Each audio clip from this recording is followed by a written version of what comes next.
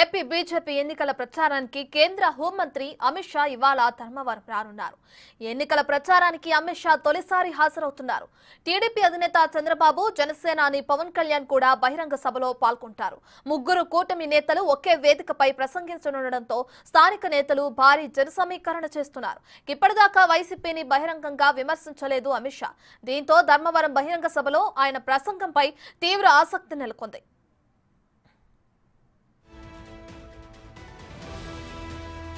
ఇక మరోవైపు కూటమి నేతల బహిరంగ సభకు భారీ ఏర్పాట్లు చేస్తున్నారు.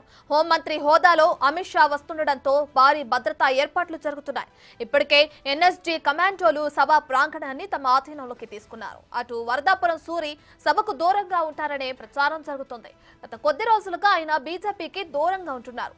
సూరి సభకు హాజరవుతారా లేదా అని సర్వత్రా ఆసక్తి నెలకొంది. సూరి బీజేపీ నుంచి ధర్మవరం టికెట్ ఆశించి బంకపట్టారు.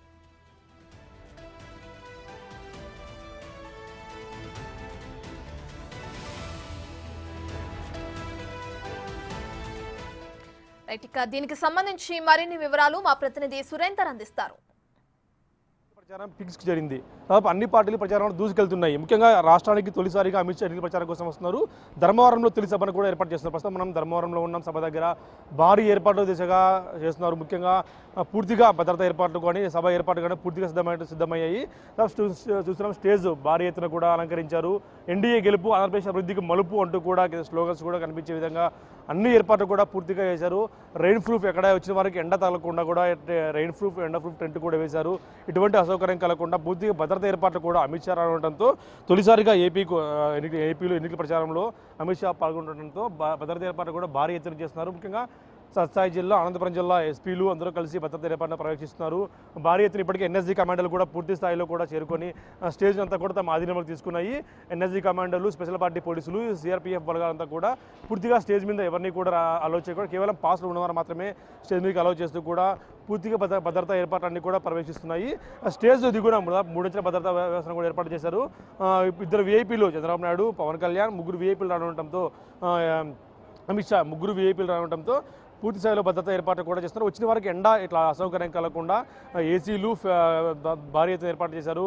ఎవరు కూడా ఎండకు ఇబ్బంది పడకుండా టెంట్లు, షామియానాలు కూడా ప్రత్యేకంగా అలంకరించి భారీ ఎత్తున జన సమీకరణ కూడా ఏర్పాటు చేశారు. దాదాపు హిందూపురం పార్లమెంటు సంబంధించిన ఎవరైతే అభ్యర్థులు ఉన్నారో వాళ్ళంతా కూడా స్టేజ్ మీద ఉండే అవకాశం ఉంది. కేవలం కొద్ది మందికి మాత్రమే స్టేజ్ మీద అలో ఉండే అవకాశం ఉంది. కేవలం హిందూపురం పార్లమెంట్లో ఎవరైతే అభ్యర్థులు పోటీ చేస్తున్నారో వాళ్ళు ఎంపీ అభ్యర్థి, ఎన్డీఏ కూటమి అభ్యర్థులు వీళ్ళంతా కూడా కేవలం 8 మంది మాత్రమే స్టేజ్ మీద కూర్చునే విధంగా చంద్రబాబు నాయుడు, పవన్ కళ్యాణ్, అమిత్ షా లేదా బీజేపీ ఇతర ముఖ్యులు మాత్రమే కూర్చునే విధంగా కూడా పూర్తి ఏర్పాట్లు చేశారు. మిగతా వారంతా కూడా కింద వీఐపీ గ్యాలరీ తర్వాత కింద వీఐపీ ఏర్పాటు చేసి సాధారణ ప్రజానీకానికి కార్యకర్తలకు కూడా వెనుక వైపు ఏర్పాటు చేశారు. దాదాపు అంత్య స్థాయిలో భద్రతా ఏర్పాట్లు కూడా పూర్తి అవసరం. మరి కాసేపట్లో అమిత్ షా ఇదే సభ మీదకి వచ్చి ఏం మాట్లాడతారన్నది కూడా ప్రస్తుతం ఆసక్తిగా మారింది. ఇన్నాళ్ళు వైసీపీని పెద్దగా విమర్శించని బీజేపీ, ఎన్డీఏ కూటమి కూడా ఇటీవల ఈ మేనిఫెస్టోలో కూడా కొన్ని విభేదాలు తలెత్తాయంటూ కూడా పెద్ద ఎత్తున ప్రచారం జరిగింది. ఈరోజు ఏం మాట్లాడతారో అన్నదానిపై చాలా ఆసక్తిగా ఉన్నారు ప్రజలంతా కూడా. ఇటు ప్రతిపక్షాలు కూడా ఏం మాట్లాడతాయని కూడా వేచి చూస్తున్నాయి. ఇంకా ఈ సభ కోసం అన్ని ఏర్పాట్లు సిద్ధం చేసినా కూడా సభ కోసం కీలక నాయకుడు వరదాపురం సూరు డుమ్మా కొట్టే అవకాశాలు కనిపిస్తున్నాయంటూ కూడా వార్తలు వస్తూ ఉన్నాయి. ఇప్పటికైతే ఆయన సభకు వస్తున్నాడు అన్న కూడా సమాచారం కూడా లేదు. ఆయన ఎక్కడ కూడా అందుబాటులో లేనట్టు తెలుస్తుంది. ఆయన సభకు రాకుంటే మాత్రం కొద్దిగా ధర్మవరంలో ఎఫెక్ట్ పడే అవకాశం ఉంది అంటూ కూడా బయట ప్రచారం బాగా జరుగుతుంది. దీనికి తగ్గట్టుగా ఆయన సభకు కూడా దూరంగా ఉండటంతో ఆయన బీజేపీకి అంటిముట్టనట్టు వేస్తున్నాడు అన్నది కూడా బయట వార్తల ప్రచారం బాగా జరుగుతుంది. ముఖ్యంగా ఈరోజు సభలో అమిత్ షా ఏం మాట్లాడతాడు అన్నదానిపైన ఆసక్తి నెలకొంది. వైసీపీని విమర్శిస్తాడా, వైసీపీ బీజేపీకి మేనిఫెస్టోకి సంబంధం లేదు అంటూ కూడా కొంతమంది బీజేపీ నేతలు వ్యాఖ్యానిస్తున్న నేపథ్యంలో ఈ రోజు సభలో ఆయన ఏం మాట్లాడతాడు అన్నదానిపై పూర్తి ఆసక్తి నెలకొంది. దాదాపు ఈరోజు సభలో వైసీపీ విమర్శిస్తే మాత్రం అది వైసీపీకి దెబ్బగా మారే అవకాశం ఉన్నట్టు కూడా వార్తలు వస్తూ ఉన్నాయి. దాదాపు పెద్ద సంఖ్యలో జన సమీకరణ కూడా చేసేందుకు టీడీపీ, బీజేపీ, జనసేన ముగ్గురు కలిసి భారీ ఎత్తున ప్రచారం కూడా నిర్వహించారు. కార్యకర్తలు కూడా భారీ ఎత్తున కూడా సమీకరించేందుకు అన్ని ఏర్పాట్లు చేశారు. వచ్చిన వారికి ఏమాత్రం ఇబ్బంది కలగకుండా షామియానాలతో ప్రత్యేక అలంకరణ కూడా చేశారు. భారీ ఎత్తున కూడా స్టేజ్ దగ్గర కూడా చూస్తున్నాం మనం. అన్ని ఏర్పాట్లు కూడా పూర్తి కావస్తాయి. మరి కాసేపట్లో ఈ ముగ్గురు త్రయాలు కలిసి ఇక్కడికి వచ్చి ఎన్నికల సభలో పాల్గొనున్నారు. ఈ ఎన్నికల సభలో ఏం మాట్లాడతారు అన్న దానిపై పూర్తిగా ఆసక్తిగా నెలకొన్న సిచ్యువేషన్ కూడా చూస్తూ ఉన్నాం.